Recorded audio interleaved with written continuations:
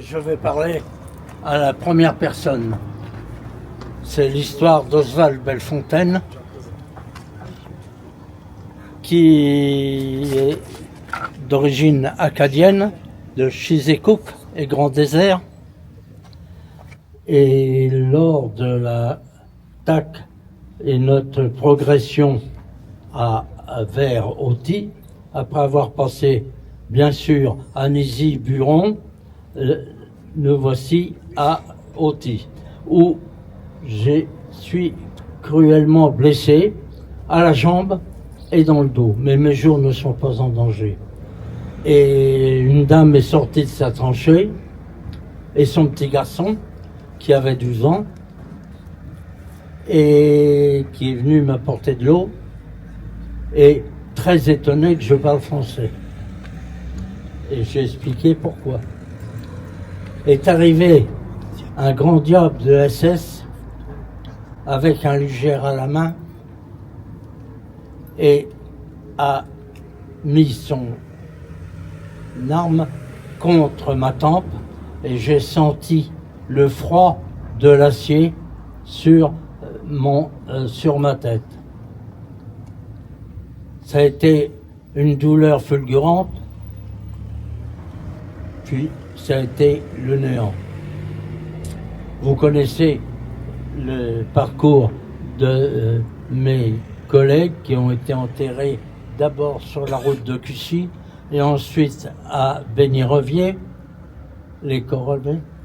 Bon, et puis le temps a passé et maintenant mon esprit vogue dans le pays des elfes et je peux déclarer que je suis quand même satisfait.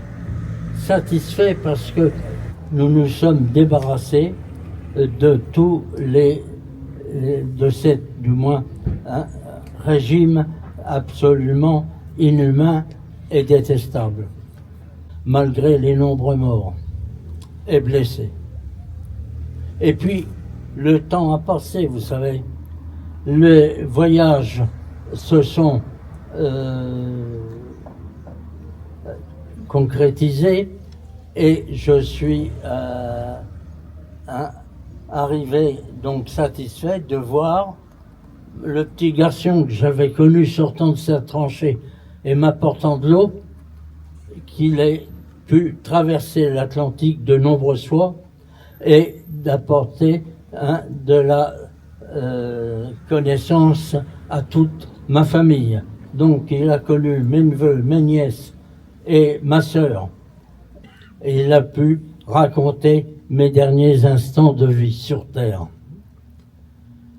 Et le nombre d'Acadiens que je connais, parce que nous y avons été au moins avec ma compagne 5-6 fois, et je connais toute ma famille. C'est vraiment très émouvant pour moi. Sur ces quelques paroles, je vous souhaite un bon séjour en France et avec tous nos vœux.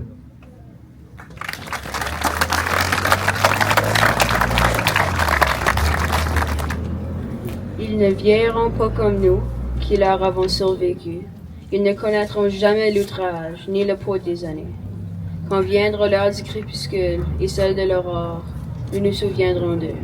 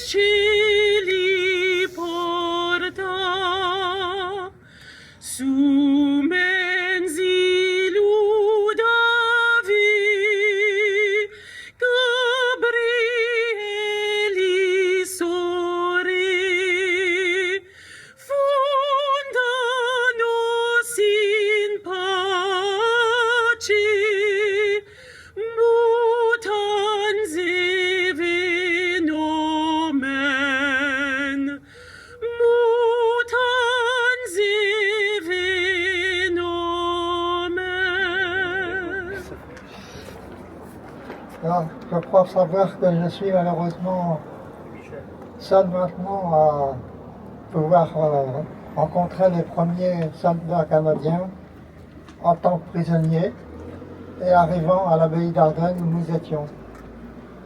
Ce que je peux dire aussi, c'est que ces Canadiens qui étaient alignés 3 par 3, une vingtaine, les mains sur la tête, et on leur a demandé de donner leurs papiers personnels, dont les cartes d'identité. Tous leurs papiers personnels, j'ai vu de mes propres yeux, brûler devant eux afin de disparaître pour moi en papier. Malheureusement, le soir même du 7 juin, ils ont été alignés les uns après les autres, appelés les uns après les autres dans la cour de la famille Vico. On a même entendu les coups de mitraillette, alors qu'on pensait déjà que c'était une nouvelle bagarre qui arrivait. Et malheureusement, c'était la fusillade personnelle de chacun d'eux. Ici, je regrette toujours, malgré tout ça, de savoir que le plus jeune d'entre eux, qui n'avait pas 18 ans, qui avait modifié sa carte personnelle pour pouvoir s'engager avec ses camarades, et malheureusement, c'est le seul que l'on n'a pas retrouvé ensuite. Je pense particulièrement à leur famille, leur mère, et je sais jusqu'à présent, aucune trace n'a pu être développée, à moins du contraire que je ne saurais pas. Ce que je peux dire aussi, c'est que plusieurs fois les SS n'avaient peut-être pas suffisamment à manger, ils faisaient partie de la 12e Panzer, et ils avaient tué toutes les volailles. Et malheureusement pour eux, ils n'avaient peut-être pas assez à manger.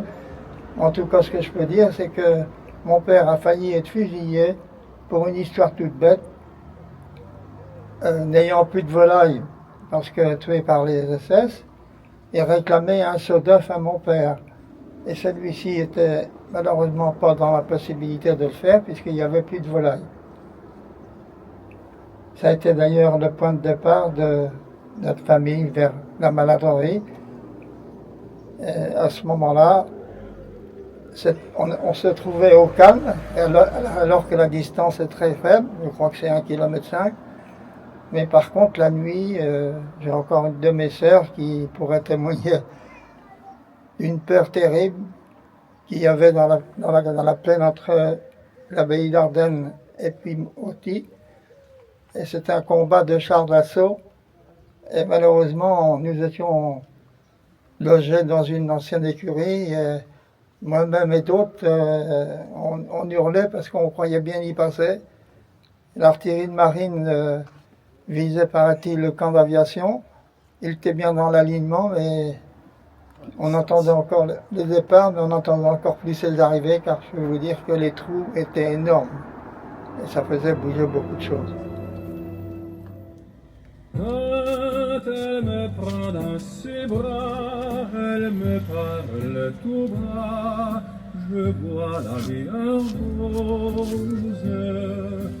Elle me dit des mots d'amour, des mots de tous les jours, et ça me fait quelque chose. Elle est entrée dans mon cœur, une part de bonheur dont je connais la cause. C'était pour moi pour elle dans la vie. Elle me l'a dit, là j'irai pour la vie.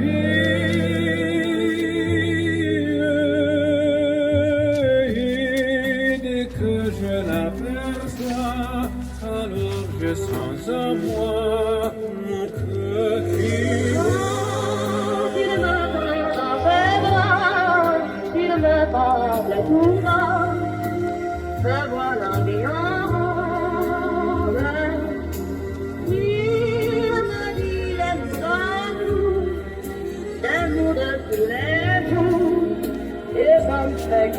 trouve. Elle est entrée dans mon cœur, une part de bonheur dont je connais la cause. C'était pour moi, pour elle dans la vie. Elle me l'a dit, l'a juré pour la vie.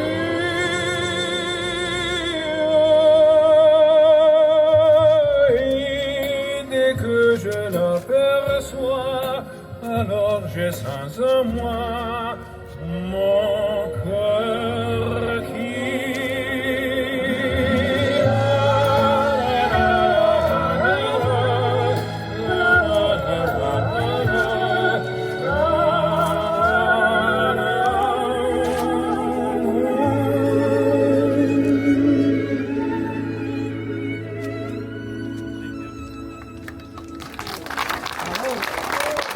Bravo.